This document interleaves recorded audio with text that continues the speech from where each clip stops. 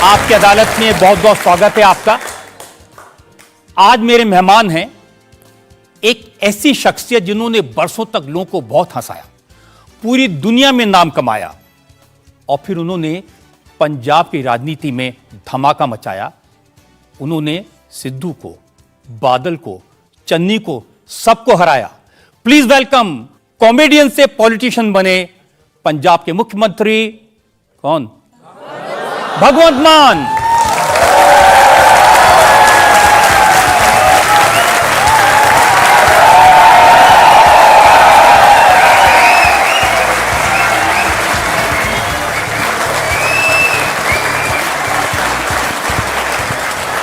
और ये तालियां इसी तरह बजती रहें, क्योंकि अब मैं आमंत्रित कर रहा हूं आपकी अदालत में हमारे आज के जज। हमारे आज के जज खास हैं, बड़े स्टार हैं। उनकी सिंगिंग के लिए उनको पूरी दुनिया जानती है। पंजाबी के जाने माने सिंगर जिन्होंने गाया दिल ले गई कुड़ी, जसबीर जस्सी।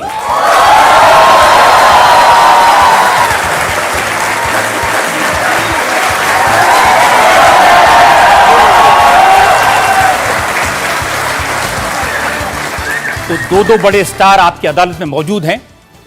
हम आज का मुकदमा शुरू करें इससे पहले आज के जज जसबीर जस्सी की इजाजत चाहेंगे आज की कार्रवाई शुरू करने के लिए। कार्रवाई शुरू की जाए। और इससे पहले कि इल्जामात और सवालात का सिलसिला शुरू करें, एक नजर डालेंगे भगवंत मान के पॉलिटिकल करियर पर। पंजाब के संगरूर के एक गांव में जन्मे भगवंत मान की पहली पहचान बनी एक स्टैंड अप कॉमेडियन के तौर पर। भगवंत मान की मिमिक्री और स्टेज शोज ने उन्हें दुनिया भर में पॉपुलर कर दिया। हाल है न्यूजीलैंडियो। भगवंत मान के पहले कैसेट कुल्फी गर्मा गर्म की 50 लाख कॉपियां बिकी। ये तो जमदे बच्चों ਨੂੰ पता है। ਬੱਚਾ ਹਸਪਤਾਲ 'ਚ ਜੰਮਿਆ, ਜੰਮਣ ਸਾਰ ਨਰਸ ਨੂੰ ਕਹਿੰਦਾ ਆਂਟੀ ਲਾਈਟ ਹੈਗੀ, ਉਹ ਕਹਿੰਦੀ ਨਹੀਂ। ਬੱਚਾ ਕਹਿੰਦਾ ਉਹ ਨੋ, ਇਹਦਾ ਮਤਲਬ ਫੇਰ ਪੰਜਾਬ 'ਚ ਜੰਮ ਪਏ। 1994 से 2015 के बीच भगवंत मान ने 13 पंजाबी फिल्मों में एक्टिंग की। वे मर चढ़िया, तू अजे जीवना है भाई? और तू इत्थे भी आ गई? इनके 20 कॉमेडी ऑडियो और वीडियो कैसेट्स बहुत पॉपुलर हुए। साग ऐसी डिश है, 12 नवंबर को जो गांव की लेडी साग बनाती हैं, वही साग गर्म करके उसी को फ्राई करके 25 फरवरी तक चलता है। टीवी पर comedy show the great Indian laughter challenge में भगवंत मान सुपरहिट रहे। देखा जी, कभी पंजाब के गांव में आना, साग खिला खिला के पाकिस्तान के झंडे जैसा करके भेजेंगे। भगवंत मान ने 8 साल पहले राजनीति में कदम रखा, पर इससे पहले सियासत और सिस्टम के खिलाफ तीखे कमेंट्स ने भगवंत मान को एक एंटी एस्टैब्लिशमेंट आवाज के रूप में स्थापित कर दिया। भगवंत मान अपना पहला चुनाव हारे, पर इसके बाद आम आदमी पार्टी के टिकट पर 2 बार लगातार संगरूर से लोकसभा का चुनाव जीते। 2022 में भगवंत मान पंजाब विधानसभा चुनाव के लिए आम आदमी पार्टी का चेहरा बने। भगवंत मान के नेतृत्व में आम आदमी पार्टी ने जबरदस्त जीत हासिल की। आज भी राजनीति में भगवंत मान की पहचान इनके करारे कमेंट से होती है। तीखी से तीखी बात हंसते हंसाते कहने वाले पंजाब के चीफ मिनिस्टर भगवंत मान आपकी अदालत में अपनी पैरवी खुद करेंगे। तो आइए शुरू करते हैं आज का मुकदमा। आपकी अदालत में पहला इल्जाम भगवंत मान पर। आपकी अदालत में पंजाब के मुख्यमंत्री भगवंत मान पर आरोप है कि ये मनमानी करते हैं। भगवंत मान जी, ये सही है कि आपके जो फादर थे वो बहुत पढ़े लिखे थे, वो MA BEd, हाँ जी, हेडमास्टर भी थे जी, लेकिन बेटे का पढ़ने में कोई इंटरेस्ट नहीं था। टीचर के बेटे को पढ़ना ही पड़ता है असल में, क्योंकि उसी स्कूल में हेडमास्टर थे वो।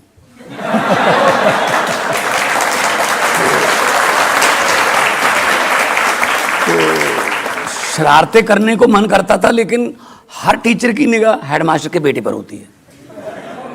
तो अपनी शरारतों को अंदर दबाता रहा मैं। साइंस मास्टर थे पिताजी मेरे, तो स्कूल से बंक मारना तो सवाल ही पैदा नहीं हो सकता, हेड मास्टर तो बापू है। तो फिर ये भी नहीं हो सकता कि घर से स्कूल कह के निकलो जाओ कहीं और, क्योंकि हेड मास्टर तो पिताजी हैं, वो कहेंगे कहाँ है बेटा, कहाँ है। तो पढ़ने में मेरा इंटरेस्ट था, और मेरे पिताजी क्योंकि मैथ टीचर थे, आज भी मैं मैथ में बहुत हाई हूँ। हाँ, वो अलग बात है कि मैं सवाल उठाता रहता था कि हमें वो क्यों पढ़ाया जाता है जो हमारी ज़िंदगी में काम ही नहीं आता। इतने नौजवान बैठे हैं, इतने नौजवान लड़के लड़कियां बैठे हैं। आप मुझे बता दो, आपने कभी a² + b² + 2ab का फार्मूला यूज करके केले खरीदे? भाई ये साइंस वालों को पढ़ाओ, tan थीटा cos थीटा, हमें क्यों? ये तो वो बात हो गई। पोस्टमैन की पोस्टें निकली, डाकी रखने थे, तो इंटरव्यू हुई।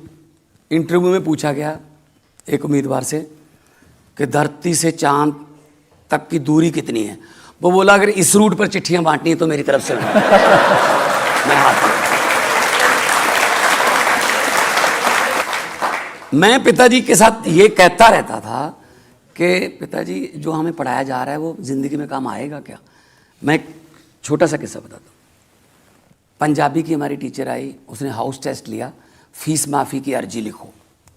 फीस माफ़ी की अर्जी नॉर्मल होती है जो हम पढ़ते हैं आमतौर पे, सेवा में कौमा, श्रीमान मुख्याध्यापक कौमा, फलां फलां स्कूल, मेरा नाम भगवंत सिंह है जी, मैं 7वीं कक्षा का विद्यार्थी हूँ, 6ठी में भी मैं अव्वल आया था, पढ़ाई में बहुत होशियार हूँ, 7वीं में अव्वल आऊँगा, मेरे पिताजी एक चपरासी हैं, उनकी तनख्वाह बहुत कम है, हम 3 बहन भाई हैं, घर का गुजारा बड़ी मुश्किल से चलता है, वो स्कूल की फ़ीस देने में असमर्थ हैं, कृपया मेरी पूरी की पूरी फ़ीस माफ़ कीजिए, मैं आपका बहुत धन्यवाद दूँगा, आपका आज्ञाकार, रोल नंबर इतना इतना। ये होता ना।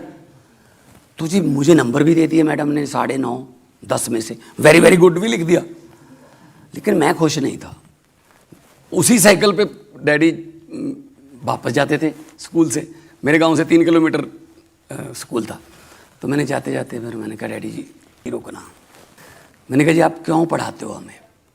कहते जी ताकि आपको अकल आ जाए, आपकी अकल खुल जाए, आपको दुनियादारी का पता चल जाए, सच और झूठ का अंतर पता चल जाए। मैंने कहा जी अगर मैं ये कहूँ कि आप हमें झूठ पढ़ा रहे हो? कहते कब? मैंने ना जी वो एप्लीकेशन उनके सामने कर दी, उन्होंने पढ़ी, कहते बहुत अच्छी लिखी हुई है, बहुत अच्छी है, 9.5 10 में से 9.5 है, बहुत अच्छी है। मैंने कहा जी अच्छी तो आपने देख ली सर, आप नंबर मत देखिए, आप ये देखिए ना, पहली बात तो मैं ये एप्लीकेशन लिख रहा हूँ आपको, श्रीमान मुख्याध्यापक जी, और बीच में लिख रहा हूँ कि मेरे पिताजी चपरासी हैं।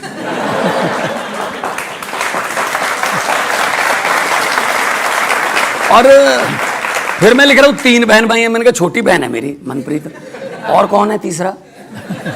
तो मेरे पिताजी ने कहा जितनी देर आप गरीबी नहीं लिखोगे एप्लीकेशन में तो फीस माफ नहीं होगी। तब मेरे मुंह से एक बात निकली कि अगर मेरे हाथ में कभी ऐसा पेन आ गया कि मैं सिलेबस बदल सकता हूँगा, जो कि अभी आ चुका है, तो मैं इस अर्जी को पॉजिटिव तरीके से लिखवाऊंगा कि मैं ये हूँ, मेरे पिताजी गरीब हैं, वो फीस देने में समर्थ हैं। मैं ये नहीं कहता कि मेरी फ़ीस माफ़ की जाए, मैं ये कहता हूँ मेरी फ़ीस उधार कर ली जाए। वादा करता हूँ बड़ा अफसर बन के ब्याज समेत इस स्कूल की फ़ीस वापस कर दूँ।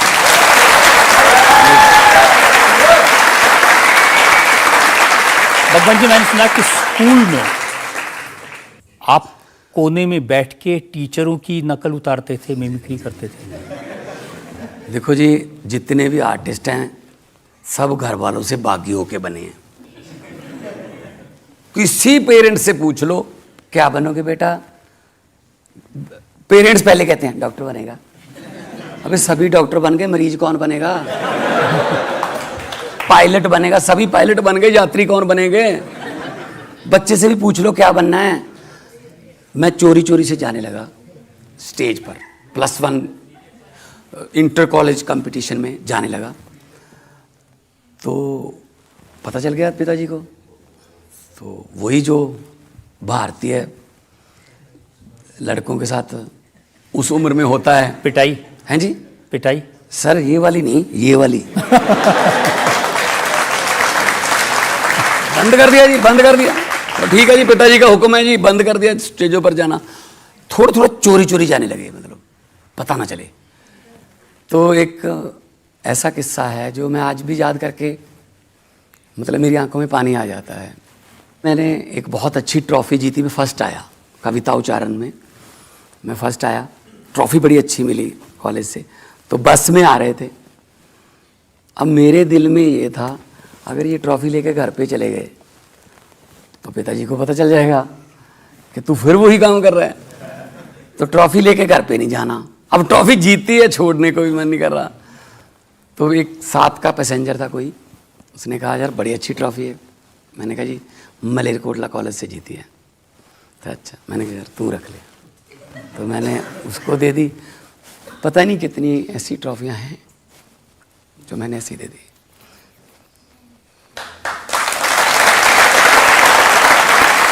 तो मैं आपके शो के जरिए लाखों माँ बाप देख रहे होंगे, मैं ये कहना चाहता हूँ बच्चों का टैलेंट जरूर पहचानो, उनको दबाओ मत। अगर कोई गलत, आजकल तो प्रोफेशन इतने खुल गए हैं, जाने दो उनको, कोई प्रोटोकॉल में ना रखो उनको, उनको आसमान दो, उनको पंख दे दो उड़ने का, लेकिन उसका रूट तय मत करो, वो खुले उड़ें, अपने आप उड़ें। जो रनवे है वो जहाज को उड़ाता नहीं है, रनवे जहाज को मौका देता है। आगे तो फिर जहाज के इंजनों पर डिपेंड करता है कि वो 20 मिनट बाद चंडीगढ़ उतरेगा दिल्ली से, या फिर 14 घंटे बाद सैन फ्रांसिस्को उतरेगा। ये तो उसके इंजनों पर डिपेंड करता है। लेकिन जहाज के लिए रनवे जरूरी है। रनवे बने, पेरेंट्स, टीचर, जहाज, ये सारे जहाज हैं, उड़ सकते हैं, बस रनवे मिल जाए। अच्छा, जब आपको रनवे मिला, आपका जहाज उड़ गया, तो पिताजी ने रिकॉग्नाइज किया कि वाकई में टेक ऑफ कर लिया इसने? ये भी सच है। बाद में माँ बाप इंटरव्यू देते हैं, बच्चे में पहले दिन ही मैंने तो पहचान लिया था टैलेंट है। मैंने बहुत अप्रिशिएट किया फिर बच्चे को, जा इसी लाइन में जा। कोई नहीं करता जी, सब झूठ बोलते हैं वो,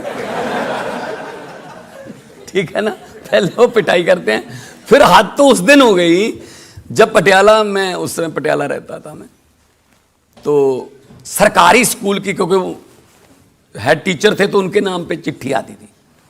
गवर्नमेंट की चिट्ठी आई, खाकी कलर की, भारत सरकार सेवा आई थी जिसपे लिखा होता है।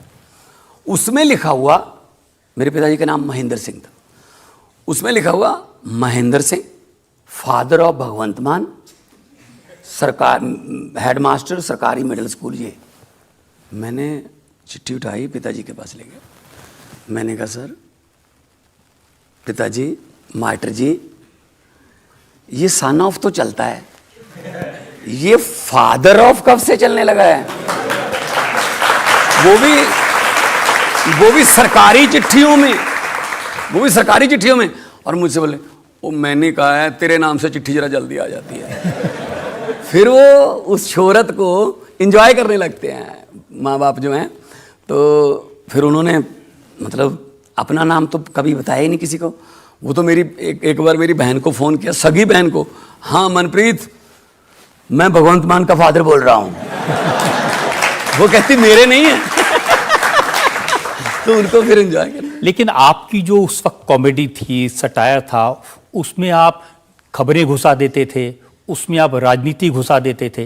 मतलब ये राजनीति माने का शौक तभी से था? पिताजी क्योंकि एमए, बीएससी, बीएड थे, एमए पॉलिटिकल साइंस, बीएससी और बीएड, और उनको राजनीति का बहुत शौक था। मैं 2-2, 3-3 दिन, तब रिजल्ट जो आते थे इलेक्शन के, तो पर्चियाँ गिनते थे, तो 2-2, 3-3 दिन रिजल्ट आते रहते थे, तो मुझे बिठा लेते थे वो कि लिख ये। आजकल के लोगों को नहीं मालूम होगा, उस समय दूरदर्शन पर इलेक्शन रिजल्ट आते थे और बीच में से फिल्में दिखाई देती थी और 2-3 दिन तक काउंटिंग चलती रहती थी, कौन आगे कौन। तब से मुझे पता है फुल फॉर्म ऑफ डीएमके और एआईडीएमके, जो तमिलनाडु की पार्टियां हैं। मेरे ख्याल में 80% पार्लियामेंट में जो बैठे हैं ना, उनको भी नहीं पता होगा full form.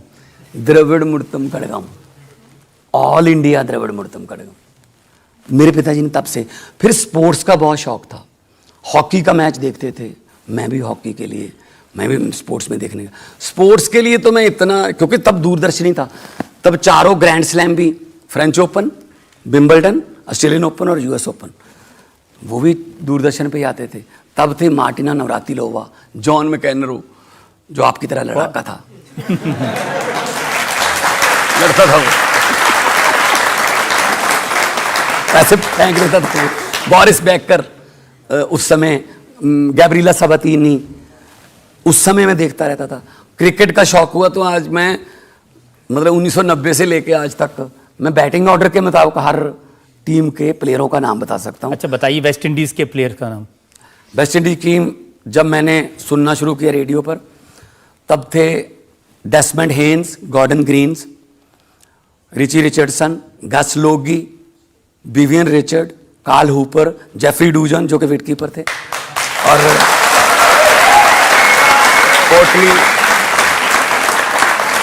Kotli Ambrose, Malcolm Marshall, Patrick Patterson. तो ये बिल्कुल सही बताया आपने, बिल्कुल सही। मैं उस वक्त से क्रिकेट को फॉलो करता हूं और आपने एक एक नाम बिल्कुल सही बताया जी। मैं और ऑर्डर भी सही है। बहुत स्पोर्ट्स का तो मैं आज भी बहुत बड़ा फैन हूँ, और स्पोर्ट्स के लिए पंजाब सरकार की तरफ से जो हम करना चाहते हैं वो भी बहुत बड़ा करेंगे।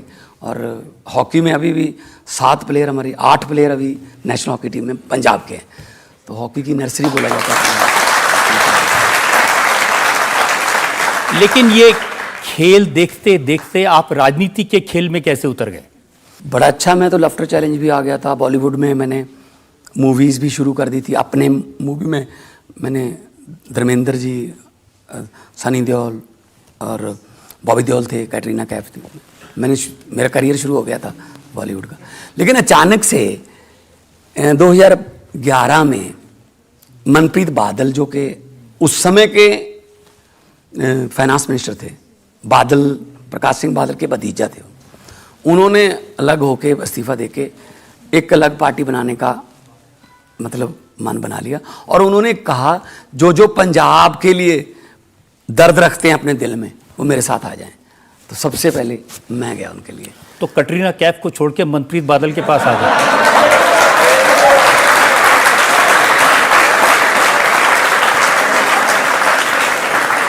कैटरीना कैफ को छोड़ के पंजाब के साथ गया मैं।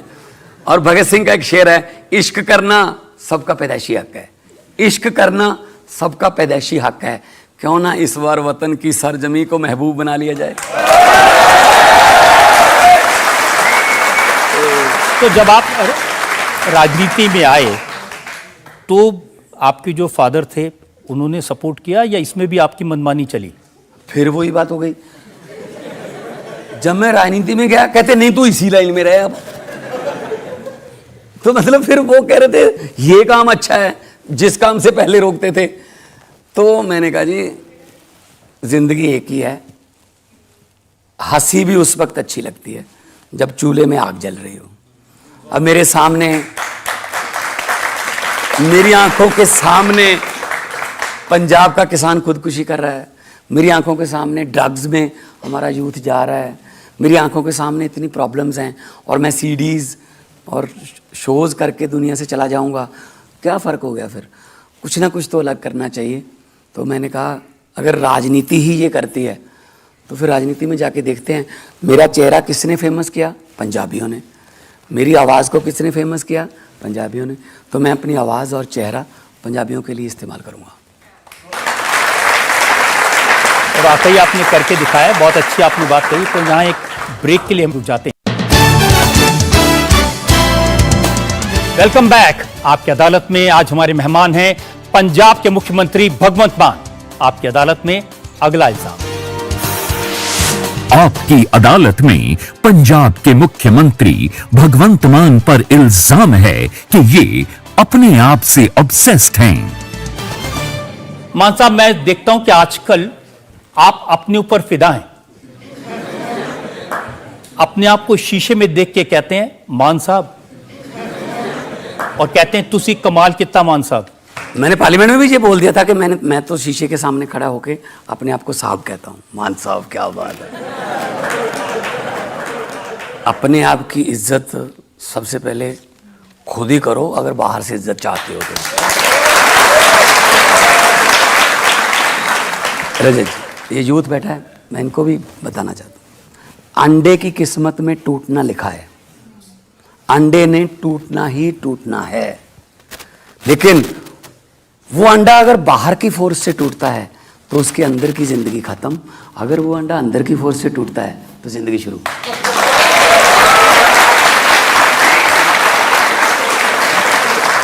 आप कौन हो, आप कौन हो ये खुद डिसाइड करो, ना कि बाहर से आपको कोई डिसाइड करे तुम ये बन सकते हो, तुम वो बन सकते हो, तुम्हें ये नहीं हो सकता, तुम वो कर सकते हो। तुम्हें सब पता है, सबसे बड़े जज और सबसे बड़े अपने क्रिटिक तुम खुद ही होते हो। आपके जज थे नवजोत सिंह सिद्धू जी। तो सिद्धू साहब कहते हैं कि कोई पीली पगड़ी पहन के भगत सिंह नहीं बन जाता। भगत सिंह ने तो देश के लिए जान न्यौछावर की थी, वो कहते हैं भगवंत मान ने तो पंजाब को गुलाम बना दिया। नहीं, मैंने कब कहा कि मैं भगत सिंह बन गया? मैं तो उसके पाँव के धूल का एक तिनका भी नहीं हूँ। 23 साल की उम्र में उन्होंने शहीदी दी देश के लिए, तो लेकिन हमारे पुरखों को फॉलो तो कर सकते हैं हम कि उनके सपनों का भारत कैसा था या कैसा होना चाहिए था। भगत सिंह जी को कभी भी ऐसा नहीं चिंता थी कि देश आज़ाद होगा या नहीं, वो उनको पता था आज़ादी तो आएगी, लेकिन उनको सबसे बड़ी चिंता ये थी कि आज़ाद होने के बाद देश कौन से हाथों में जाएगा। तो फिर चिंता सही साबित हुई ना कि आज फिर 75 साल बाद हम बाहर के वीज़े लगवा रहे हैं, जिनको निकालने के लिए भगत सिंह जैसे, शहीद उधम सिंह जैसे, जिनको बदले लेते हुए, और करतार सिंह सराभा, राजगुरु सुखदेव, हमारे योद्धा फांसी पे चढ़ गए अंग्रेज़ों को देश से निकालने के लिए। आज हम 30-30, 40-40 लाख रुपए ट्रैवल एजेंट के पास लेकर खड़े हैं अंग्रेज़ों के पास पहुंचने के लिए। क्या किया फिर हमने? तो भगत सिंह के सपनों की आज़ादी अगर बसंती रंग की पगड़ी पहनकर अगर कहीं जाती है तो इसमें तो कोई आपत्ति नहीं होनी चाहिए किसी को।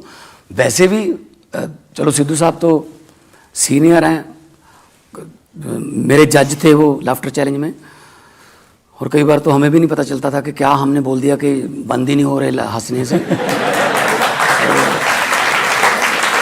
मतलब उनका अपना अंदाज है, उनका अपना अंदाज है। वो कांग्रेस में हैं, पहले बीजेपी में थे, लेकिन उससे पहले अकाली दल में भी थे, और उनका अपना अंदाज है। एक ही शेर है, वही मोदी के लिए, वही आसाराम के लिए, वही सोनिया के लिए, वही मनमोहन सिंह के लिए, वही तो कम से कम मैं हालातों के मुताबिक तो बोलता हूँ ना कि आज ये नहीं बोलना। अब उनका तो रट्टा लगा हुआ जो बोलते रहे से। लेकिन एक टाइम तो आप कहते थे मैं इनका फैन हूं, मेरे रोल मॉडल हैं सिद्धू साहब। हाँ जी, मैं वो क्रिकेट में फैन हूँ। मैं जब वो ओपनर आते थे आज भी श्रीकांत के साथ आते थे ओपनर, तो तब क्रिकेट देखते थे तो सिद्धू साहब के फैन। इसमें तो कोई अब होना नहीं चाहिए क्या? लेकिन राजनीति में मैंने सुना कि एक बार ऐसा मौका था जो अरविंद केजरीवाल उनको फेस बनाना चाहते थे आम आदमी पार्टी का पंजाब में। मैं खुद ये अरविंद जी के पास पेशकश लेके गया था कि अगर नवजोत सिंह सिद्धू आना चाहते हैं पार्टी में, कि अगर वो चाहते हैं मुझे मुख्यमंत्री बना दो। मैंने कहा जी आपको मेरे से पूछने की ज़रूरत नहीं, आप बना देना, मैं उनका मतलब उनके वो टॉप पोस्ट पे रहे, मैं काम कर लूँगा। मेरा मकसद सिर्फ पंजाब को बचाना है, पंजाब को ड्रग से, पंजाब को ये जो हमारा ब्रेन ड्रेन हो रहा है, भाग रही है हमारा यूथ कनाडा अमेरिका को भाग रहा है, तो इसमें मेरे लिए कोई कुर्सी अहमियत नहीं रखती थी। लेकिन उन्होंने कहा कि मैं तो इधर जाऊँगा, तो मैं क्या कर सकता। देखिए, आप हमेशा कहते हैं कि मैं पंजाब में बदलाव करने आया हूं। सिद्धू जी कहते हैं कि ये बदलाव करने नहीं आए, भगवंत मान ने सिर्फ अपनी पत्नी बदली। देखो, इससे पता चलता है कि इतना बदलाव आ चुका है कि मुद्दों के बारे में बोल ही नहीं सकते।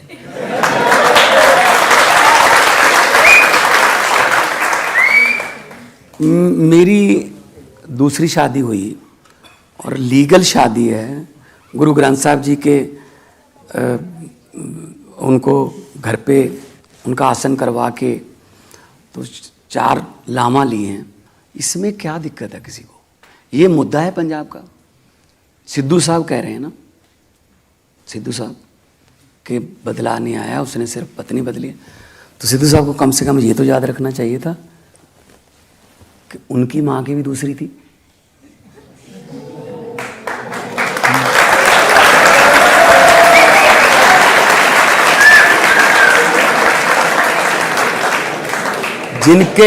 जिनके अपने घर शीशे के होते हैं, दूसरों पर पत्थर नहीं।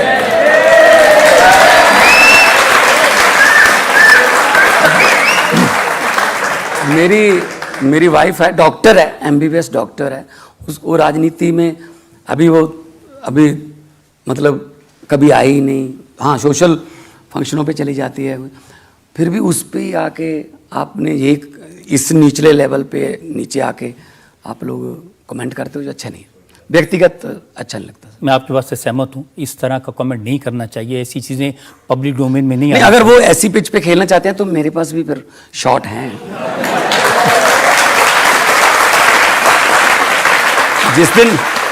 जिस दिन ये बात बोली थी ना, उसमें जितने बैठे थे 80% की दूसरियां हैं, या उनकी दूसरियां, या उनके बाप की दूसरियां, तीसरियां। आपको सबकी खबर है। मुख्यमंत्री हूं पंजाब का जी।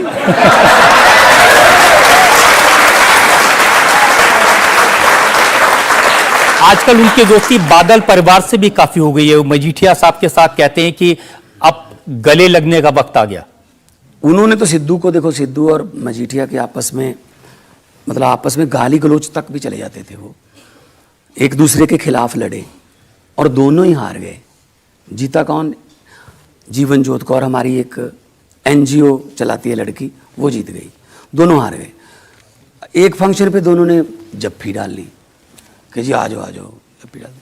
तो लोग फिर अपने आप को चीटेड फील करते हैं कि यार इनके पीछे लग के हम अपने चाचा से, अपने ता से, अपने रिश्तेदारों से हमने बोलती बंद कर रखी है कि मैं तो इस तरफ हूँ, वो इस तरफ है। ये दोनों आपस में मिल जाते हैं। तो सर अगर करना है ना तो फिर तरीके से करो। वो शेर है ना कि दुश्मनी करनी है तो जम के करो, मगर ख्याल इतना रहे कभी दोबारा दोस्त बने तो शर्मिंदा ना हो। तो अब दोनों शर्मिंदा हैं। लेकिन इन दोनों की जो दोस्ती है वो भगवंत मान के खिलाफ है। जैसी भाषा सिद्धू बोलते हैं ऐसी भाषा सुखबीर बादल भी बोलते हैं। सुखबीर बादल ने अभी कहा कि ये चीफ मिनिस्टर तो पागल है।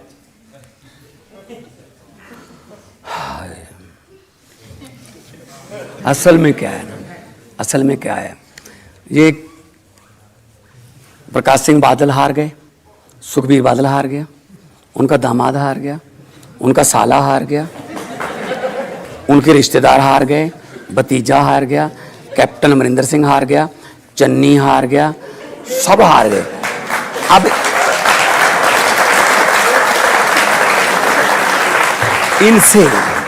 इनसे ये बात बर्दाश्त नहीं होती कि एक टीचर का बेटा मुख्यमंत्री क्यों बन गया।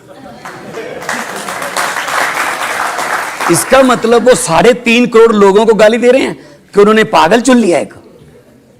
और सुखबीर बादल कौन सी सियानपुर वाली बातें करते हैं सर। सुखबीर बादल स्टेज पर कह रहा है, प्रकाश सिंह बादल स्वर्गीय हैं, अभी दुनिया में नहीं है।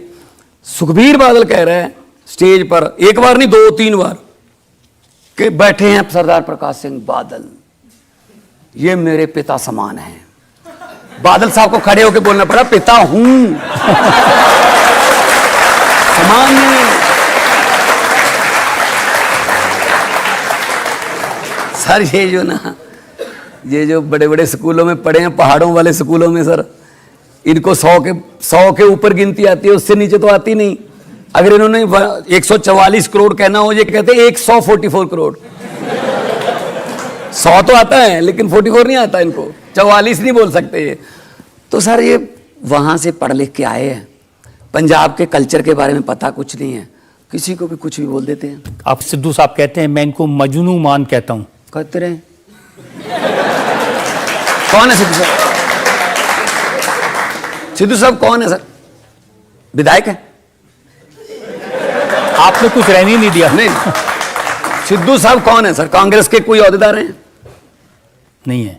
क्या है? आपके जज, आपके गुरु? नहीं, आपके रोल मॉडल? बाद में हारे हुए हैं सर। और उनके दूसरे साथी सुखबीर बादल, वो तो डिप्टी चीफ मिनिस्टर रहे हैं। उन्होंने सरकार चलाई है, वो कहते हैं कि भगवंत मान इतनी शराब पीते हैं कि 7-7 दिन तक गायब रह जाते हैं। पिछले 12 साल से ये कह रहे हैं भगवंत मान दिन रात शराब के नशे में टल्ली रहता है। आप मुझे बता दीजिए सर, आपके कोई दोस्त होंगे, रिश्तेदार होंगे, आपके भी होंगे, जो पिछले 12 साल से दिन रात दारू पी रहा है, क्या वो जिंदा है? नहीं है ना, नहीं है ना। तो मेरे कौन सा लोहे का लीवर लगा हुआ है सर?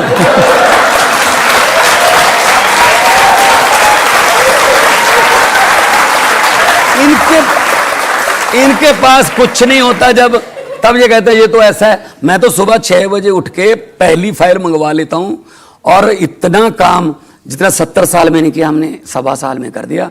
पंजाब में बिजली 88% घरों को बिजली मुफ्त आती है सर, और उसमें वो भी नहीं कि हमने बीपीएल कार्ड या वो कर दिया। हमने कहा 600 यूनिट फ्री है, 2 महीने बाद बिल आता है। 600 यूनिट, आपके घर पे 4 एसी लगे हैं, अगर आपका भी 600 यूनिट से नीचे है तो आपको भी बिजली का बिल 0 आएगा। बिजली है मेरे पास पंजाब में, पैदा की है मैंने झारखंड में पचवाड़ा कोल माइन है पंजाब सरकार की, 2015 से बंद पड़ी थी, वो चलवाई है। इस वक्त पैडी सीजन आएगा, परसों से शुरू होने वाला है। 52 दिन का कोला पड़ा है सर मेरे पास। पहले कभी भी इतना कोल हमारे पास थर्मल प्लांटों के पास कोल नहीं था। सिर्फ खबरें आती थी 5 घंटे का कोला बचा, 4 घंटे का कोला बचा।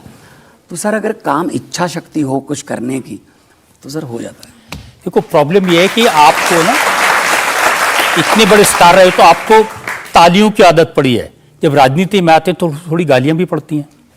जब भी आप सिस्टम बदलने की बात करोगे, किसी भी सिस्टम को बदलने की बात करोगे, तो वो सिस्टम के जो बेनिफिशियरी हैं, जो लाभ पात्री हैं, वो बाउंस बैक करेंगे कि ऐसे कैसे हो सकता है, ये बदल नहीं सकते।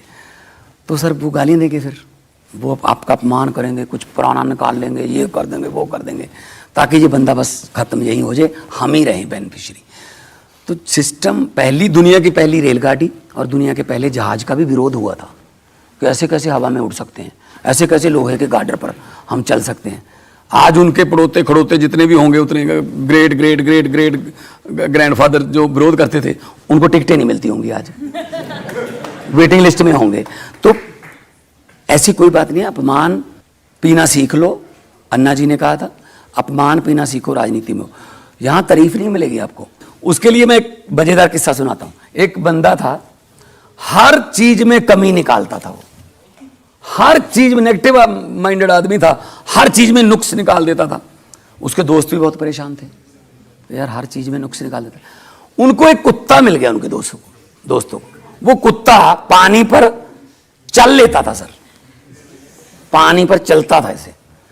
कहते यार इसमें से क्या नुक्स निकालेगा ये, उसको बुलाओ। बुला लिया उसको, बोला ये देख। उन्होंने कुत्ता इधर से छोड़ा स्विमिंग पूल में, कुत्ता पानी पर चल के स्विमिंग पूल के दूसरी तरफ निकल गया। कहते बता अब इसके बारे में क्या कहेगा तू? कहता मैं समझ गया, इसका मतलब कुत्ते को तैरना नहीं आता।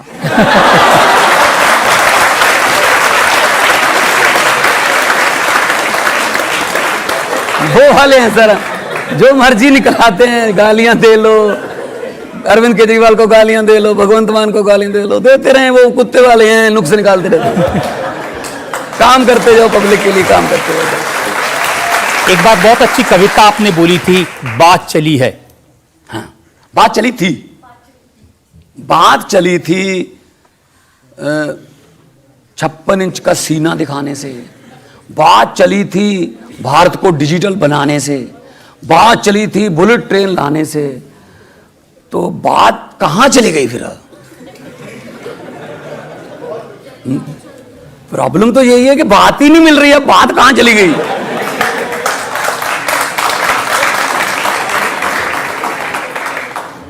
मन की बात मोदी साहब के मन की बात तो लोगों ने पूरी कर दी, प्रधानमंत्री बना दिया। जन की बात तो सुन लो, अपने मन की करते रहते हो।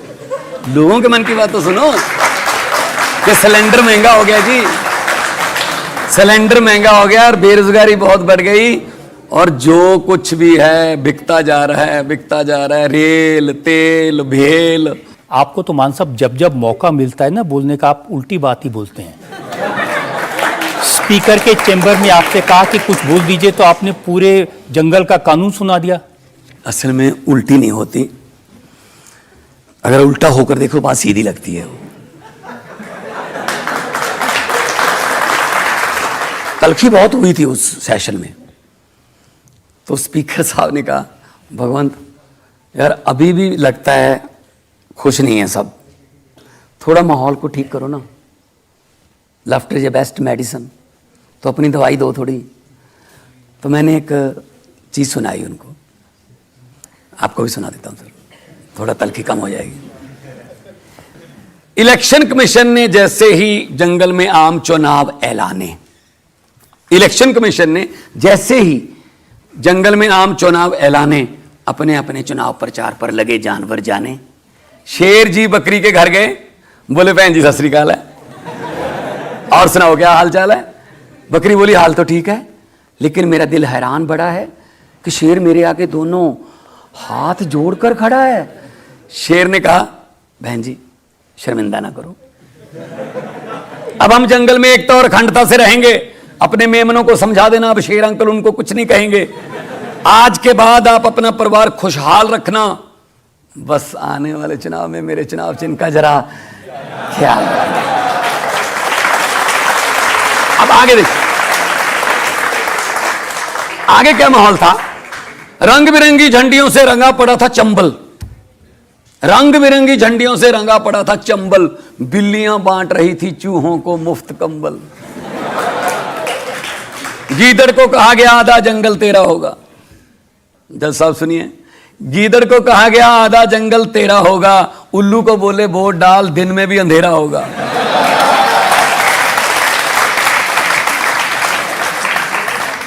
चूहों से वादा किया गया चील नहीं रहेगी, क्योंकि चील उनको अपने पंजे में उठा के ले जाती। चूहों से वादा किया गया चील नहीं रहेगी, चीलों को आश्वासन दिया गया चूहों की सप्लाई में ढील नहीं रहेगी।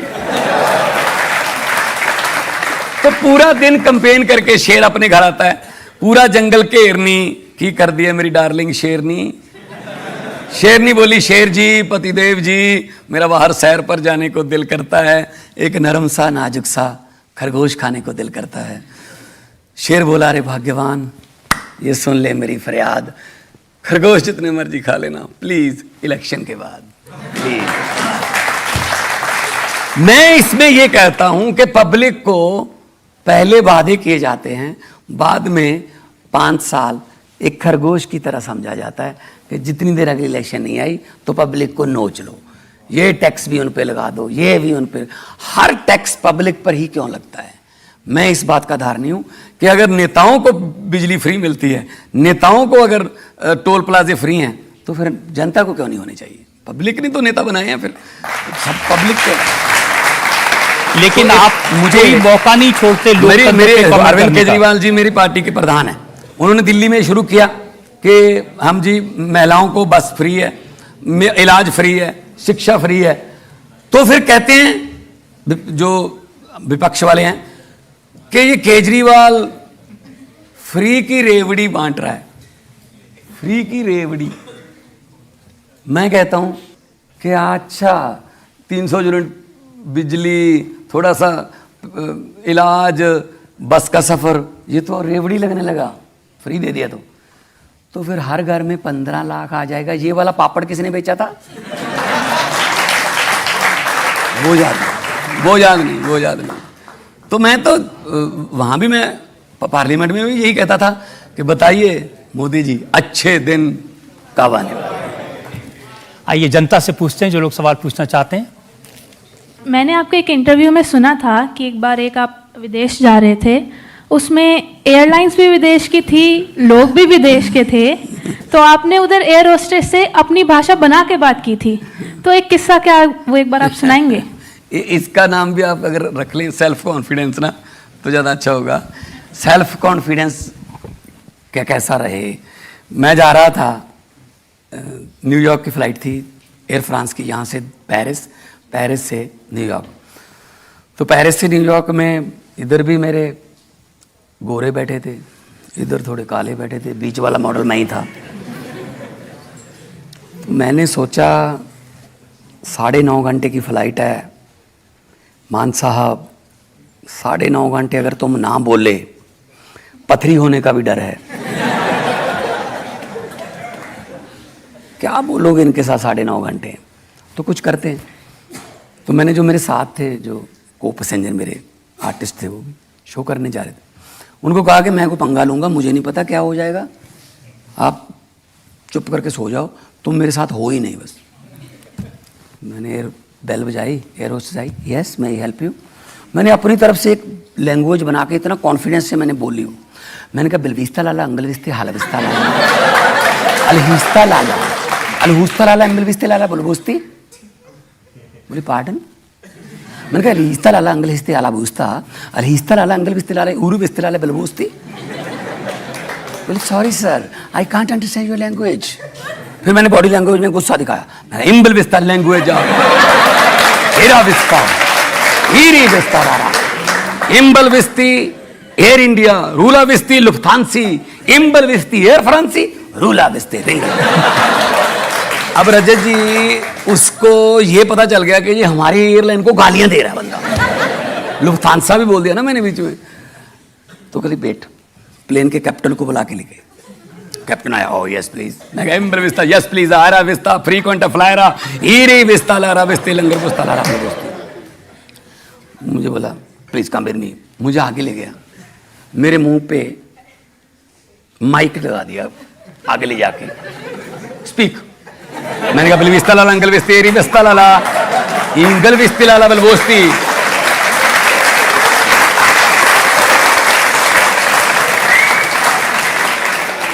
तो वो मेरी आवाज में पूरे जहाज में अनाउंसमेंट हो गई। अब वो अंग्रेजी में अनाउंसमेंट कर रहे थे कि जो आदमी इस लैंग्वेज को समझता हो इमीडिएटली हमारे साथ कांटेक्ट करे। सर अगर कोई लैंग्वेज हो तो कांटेक्ट करे।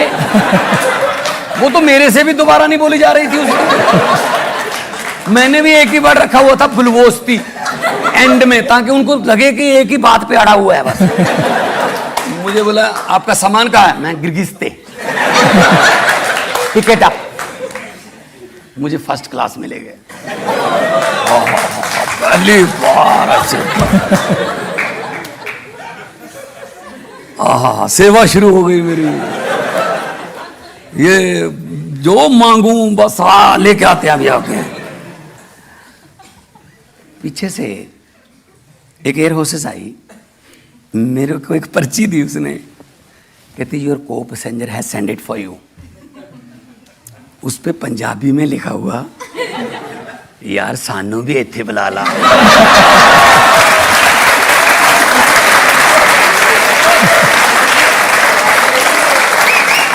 मैंने उसी पर्ची के दूसरी तरफ लिख के भेज दिया, सॉरी ये मेरी मेहनत दी कमाई हुई सीट है। हर आती जाती एयर होस्टेस मुझसे पूछ के जाती थी आर यू ओके?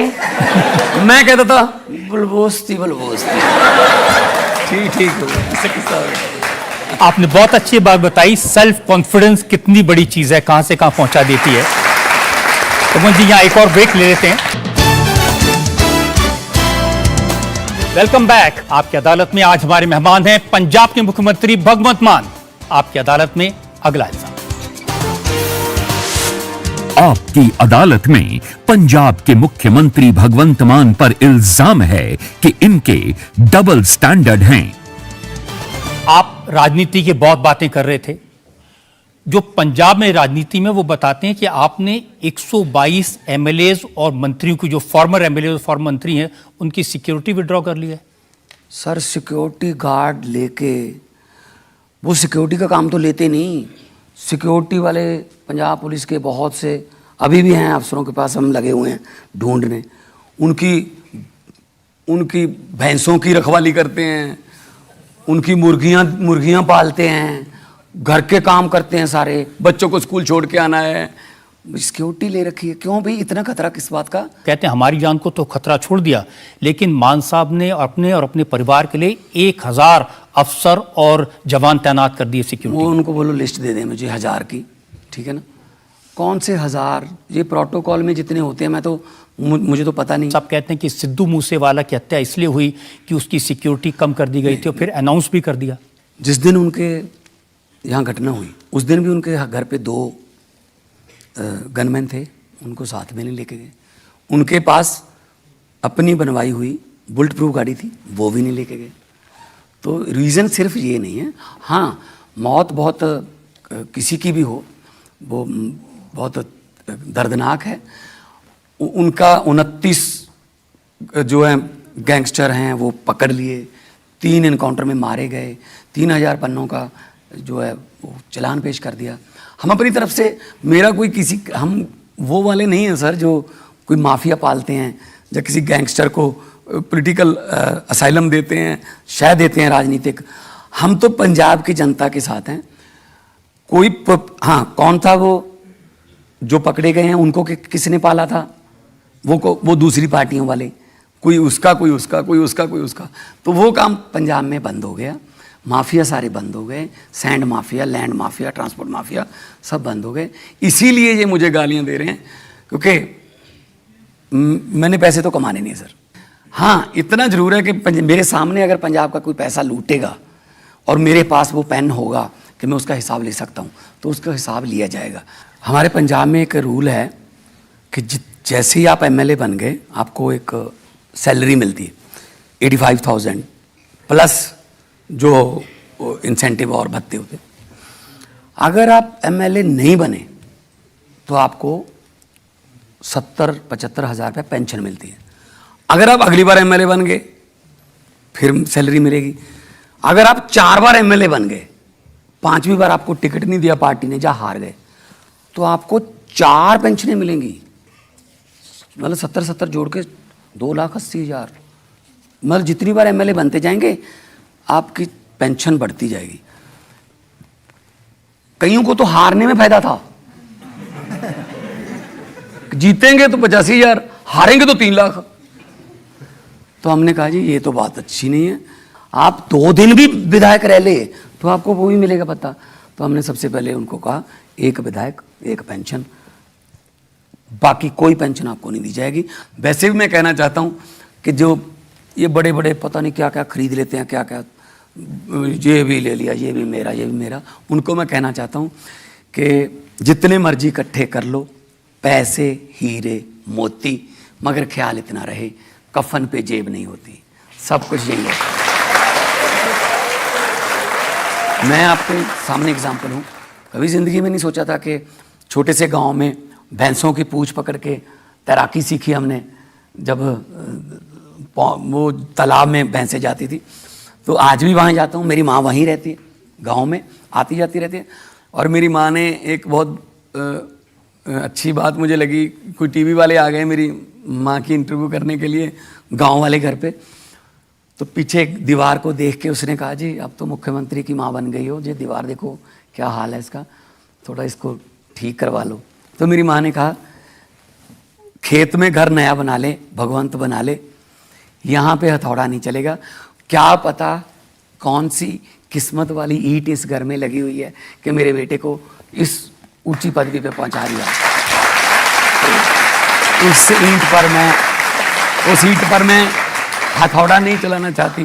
तो हम तो 2 टाइम अरदास करने वाले लोग हैं जी। गाड़ी के नीचे आके अगर कोई चिड़िया या कबूतर मर जाए, वहां पे 2 मिनट का मौन रखने वाले लोग हैं। तभी तो भगवान जी वो लोग कहते हैं कि जो भैंस की पूंछ पकड़ के तालाब में जाता था वो मुख्यमंत्री बन गया, दिमाग तो खराब होगा ही। मुझे पत्रकारों ने पूछा कि मुख्यमंत्री की कुर्सी पर बैठकर बड़े बड़ों के दिमाग खराब हो जाते हैं, आपका दिमाग खराब क्यों नहीं हुआ?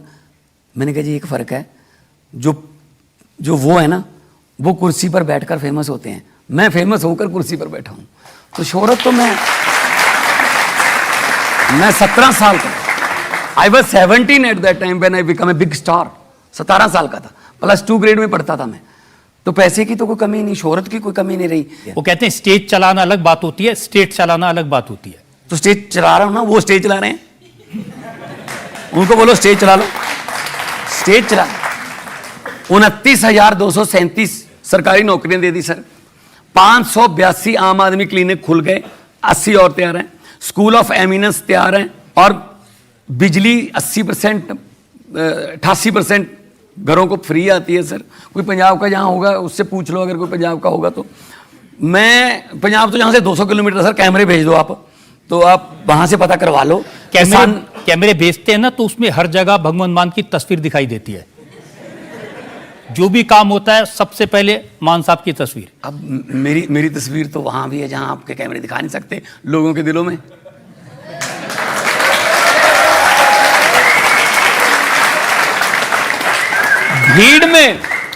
भीड़ में बहुत से चेहरे देखे हैं, एक चेहरे के पीछे इतनी भीड़ कभी नहीं देखी।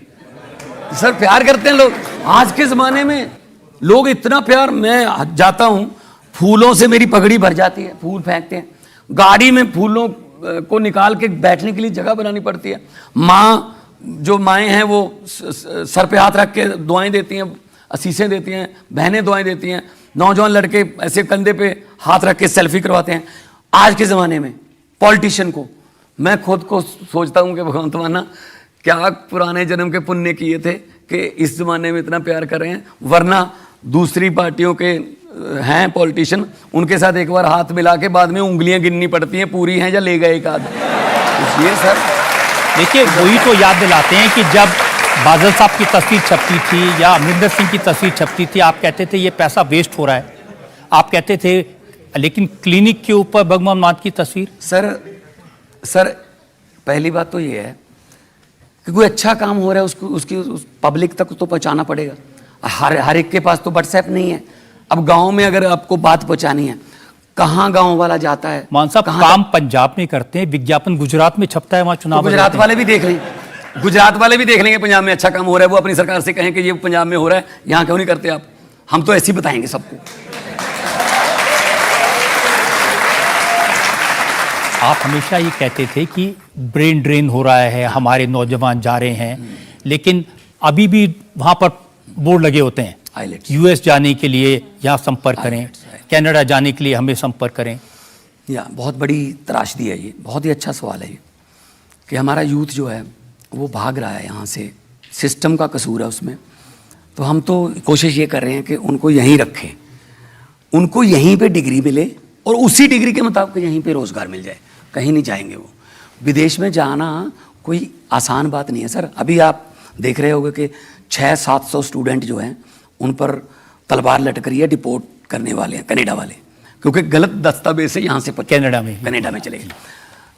क्यों जाते हैं? 40 माँ की बालियाँ बेच के, बाप की ज़मीन बेच के। वहाँ सिस्टम, वहाँ डिसिप्लिन है। हमारे यहाँ मैं कोशिश ये कर रहा हूँ यहीं नौकरियाँ पैदा की जाए।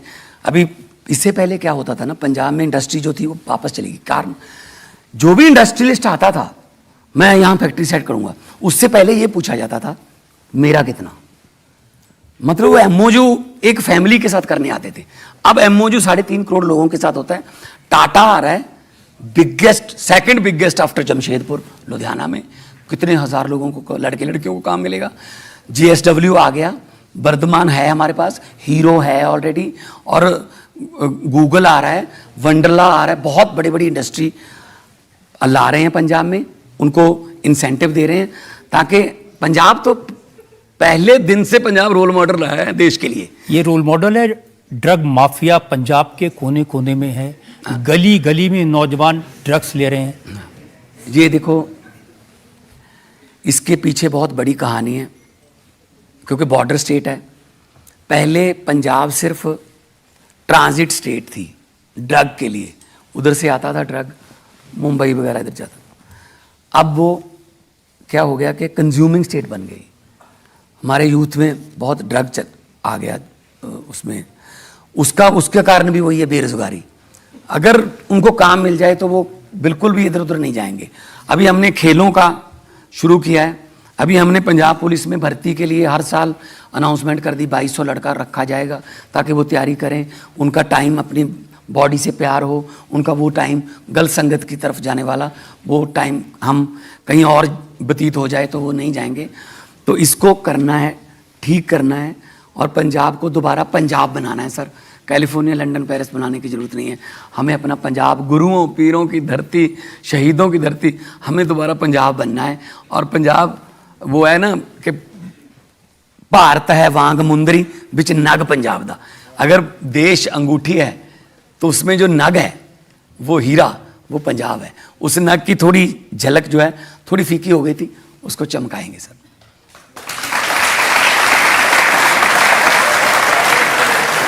और पंजाब बहुत बार गिरा है, लेकिन पंजाब बहुत बार उठा भी तो है।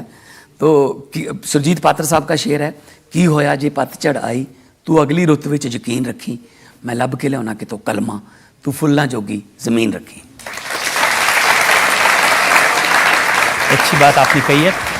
एक और ब्रेक, और ब्रेक के बाद आपकी अदालत में भगवंत मान पर इल्जामात और सवालात का एक और। Welcome back. आपकी अदालत में आज हम मुकदमा चला रहे हैं, सवाल पूछ रहे हैं पंजाब के मुख्यमंत्री भगवंत मान से। आपकी अदालत में अगला इल्जाम। आपकी अदालत में पंजाब के मुख्यमंत्री भगवंत मान पर आरोप है कि ये कठपुतली चीफ मिनिस्टर हैं। मान साहब, आप किंग ऑफ कॉमेडी थे, लोगों ने आपको किंग ऑफ पंजाब बना दिया, सिंह इज किंग। लेकिन राहुल गांधी कहते हैं ये किंग तो कठपुतली निकला, इसे केजरीवाल चलाता है। कौन कहते हैं? राहुल गांधी। तो पंजाब में राहुल गांधी की पार्टी को कौन चलाता है? क्या राहुल गांधी मोगा से हैं, बठिंडा से हैं? हमारी नेशनल पार्टी है, हमारी पार्टी का हेड ऑफिस दिल्ली में है, तो भी यहीं से फैसले होते हैं, यहीं से सब कुछ कार्यकारिणी बैठती है। नहीं, वो कह रहे थे कि मैं भगवंत मान की बहुत इज्जत करता हूं, बहुत रेस्पेक्ट करता हूं, उनको ये कोशिश करनी चाहिए कि रिमोट कंट्रोल से पार्टी ना चले। राहुल गांधी जी अपनी कांग्रेस चलवा लें मेरे ख्याल में।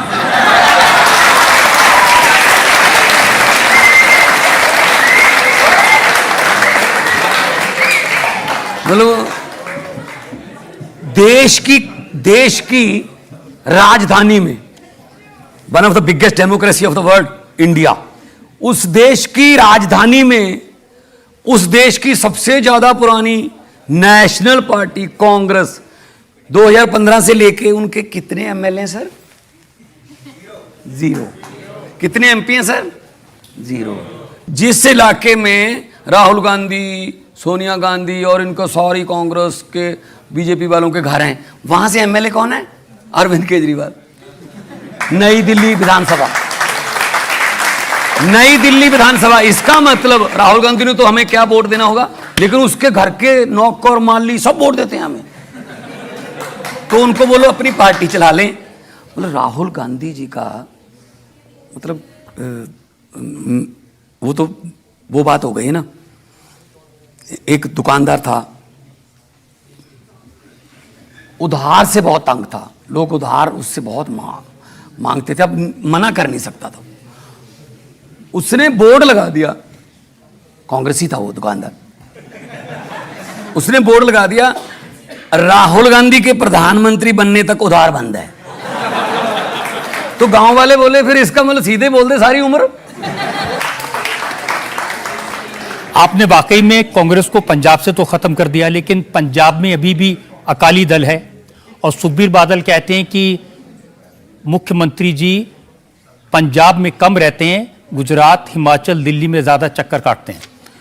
नहीं जी, पंजाब में सबसे ज़्यादा ऑफिस में जाने वाला मुख्यमंत्री, पंजाब में सबसे ज़्यादा लोगों में जाने वाले मुख्यमंत्री की अगर लिस्ट निकाल लो आप, तो आप मेरा नाम वहाँ पाओगे। अभी 1.25 साल हुआ है। इससे पहले क्या हुआ, ये बड़े बड़े घरों वाले, इतनी बड़ी बड़ी इनकी दीवारें घरों की, ये मुख्यमंत्री बन के अंदर से अपने दरवाजे बंद कर लेते थे, कुंडी लगा देते थे कि बाहर की जनता हमारे साथ आस पास ना आए। उनको पता भी नहीं चला, आपने भी पहले बोल दिया कि लोगों ने उनके घर के दरवाजों की बाहर से कुंडी लगा दी कि तुम भी बाहर ना आ पाओ। अब तो सर, अब सुखबीर बादल, इनकी सबकी बात करना, ये तो तर्स के आधार पर ही बात कर सकते हैं, और तो क्या हो। चलिए, मैं आपकी अपनी पार्टी के एमएलए की बात कर लेता हूं, मंत्रियों की बात कर लेता हूं। किसी को नहीं पता कि भगवंत मान किसको कब निकाल देंगे, और ये भी तो है कि किसी को नहीं पता उसको कब मंत्री बना देंगे। ये है तो ठीक है, हर एक को इच्छा होनी भी चाहिए, रहनी भी चाहिए कि मैं मंत्री बन सकता हूं कभी भी।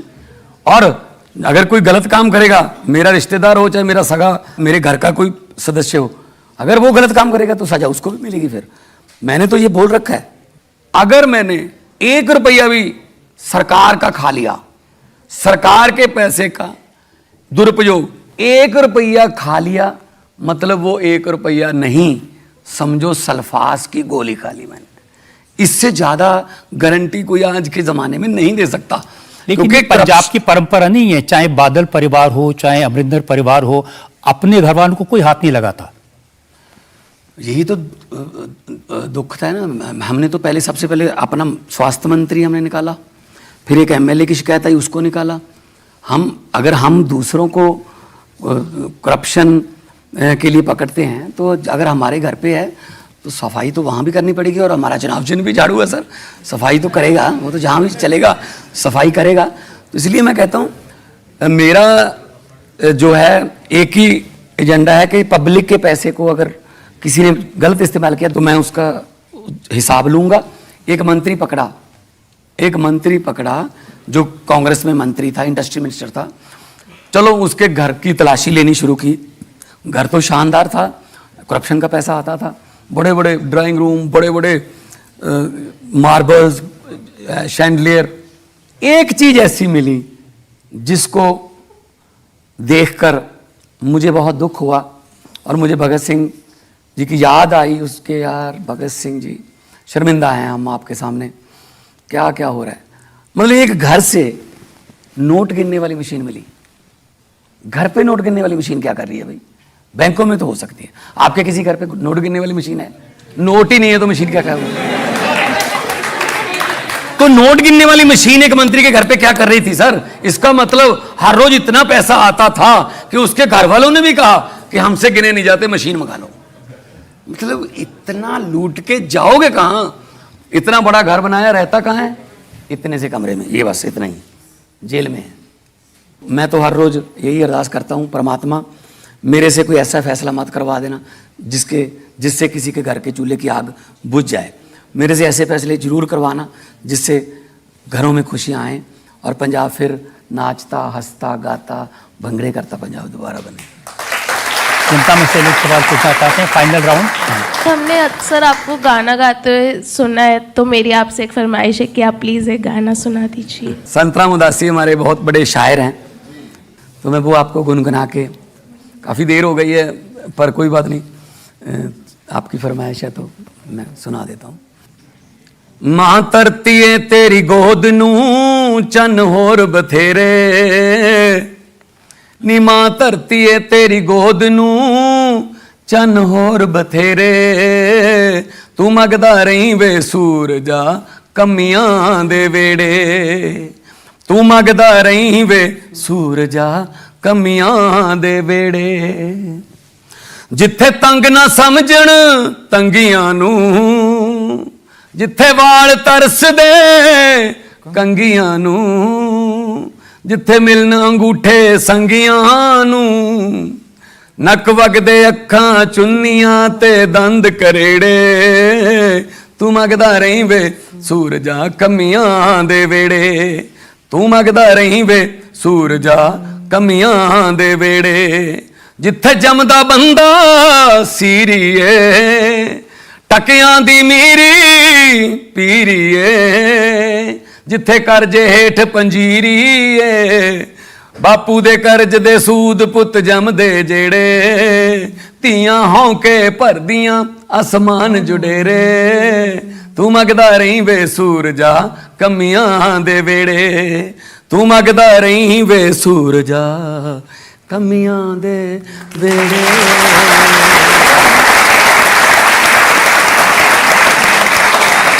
पद्मा जी, आपकी अदालत में आज हमने आपके कई रूप देखे, आपका कॉमेडियन का रूप, आपका पॉलिटिशियन का रूप, और अब ये सिंगर का रूप, आपका कवि का रूप, और सबसे अच्छी बात हमने देखी एक दिल जो पंजाब के लोगों के लिए धड़कता है। अब हम एक ब्रेक के रुकेंगे और ब्रेक के बाद सुनेंगे आपकी अदालत में आज के जज, जाने माने सिंगर, पंजाब के बहुत बड़े स्टार जसबीर जस्सी का फैसला आज के मुकदमे पर। Welcome back. आज हमने मुकदमा चलाया पंजाब के मुख्यमंत्री भगवंत मान पर। हमने उनसे पूछा पंजाब की प्रॉब्लम्स के बारे में, पंजाब की ड्रग्स के बारे में, सिक्योरिटी के बारे में, वहां के गैंग वॉर के बारे में। हमने उनसे पूछा उनकी जिंदगी के बारे में, कॉमेडियन से पॉलिटिशियन कैसे बने इसके बारे में। और भगवंत मान ने किसी सवाल को टालने की कोशिश नहीं की, बेबाकी से जवाब दिया। अब वक्त है आपकी अदालत में आज के जज जसबीर जस्सी के फैसले का।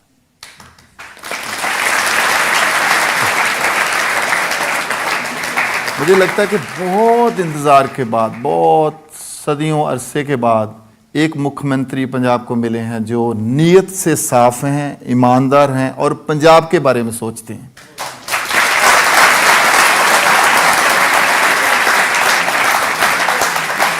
और पंजाब के लिए अच्छा विज़न रखते हैं। मुझे लगता है कि मैं सिर्फ एक सलाह और एक रिक्वेस्ट भगवंत जी को देना चाहता हूं कि बहुत अच्छा काम कर रहे हैं आप, बहुत आप मतलब कॉमेडी में भी बहुत दर्द जो है लोगों के सामने रख रहे हैं और लोगों का दर्द सुन भी रहे हैं, ये भी बहुत बड़ी बात है। आप बस पंजाब के नौजवानों को एक सेध दीजिए, उनको और ताकत लगा के इस ड्रग के सिस्टम से बाहर निकालने की कोशिश कीजिए, जिससे पंजाब जो है, क्योंकि पंजाब को आपसे ज़्यादा कोई भी जान नहीं सकता।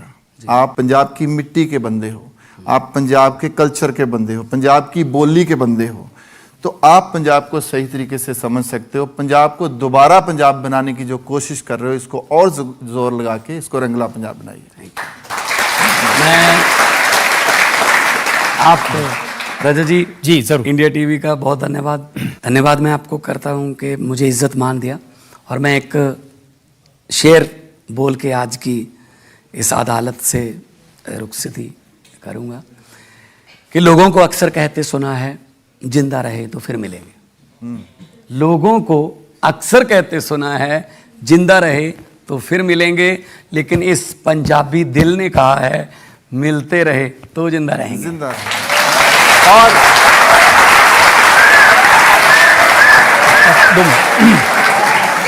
रजत जी, हाँ जी, रजत सर, हाँ, क्योंकि भगवंत मान यहाँ पर हैं। हीर का अगर थोड़ा हीर अगर कल्चर मैं भी चाहूंगा कि जस्सी जी जो जज साहब, देखिए आप इतने बड़े सिंगर यहाँ हैं आपके अदालत में, और मान साहब तो पंजाब की कल्चर के सिंबल हैं, तो उन्होंने बड़ा अच्छा किया, आपको हीर गाने के लिए कह दिया। Thank you so much. Heer आँख दी जोगिया झूठ बोले,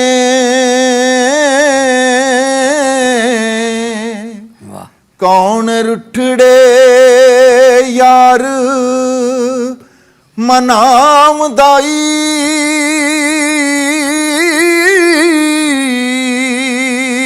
हाँ ऐसा कोई ना मिलिया वे मैं ढूंढ थकी, जेड़ा गया नू मोड़ लियामदा,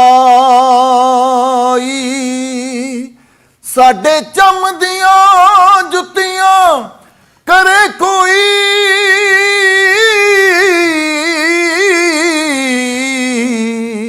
जेड़ा जीव दा रोग गवामदाई, हो भला दस खाचरी विछुनिया नू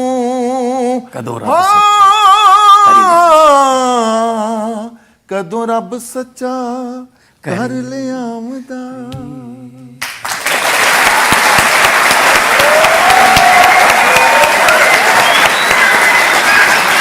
बारी बरसी खटन गया सी, खट के लियांदा गुलाब, बारी बरसी खटन गया खट के लियांदा गुलाब, पंजाब दी हटौर वखरी, पंजाबियां दी टौर वखरी, बसदा रहे पंजाब पंजाबियां दी टौर वखरी, हसदा रहे पंजाब पंजाबियां दी टौर वखरी।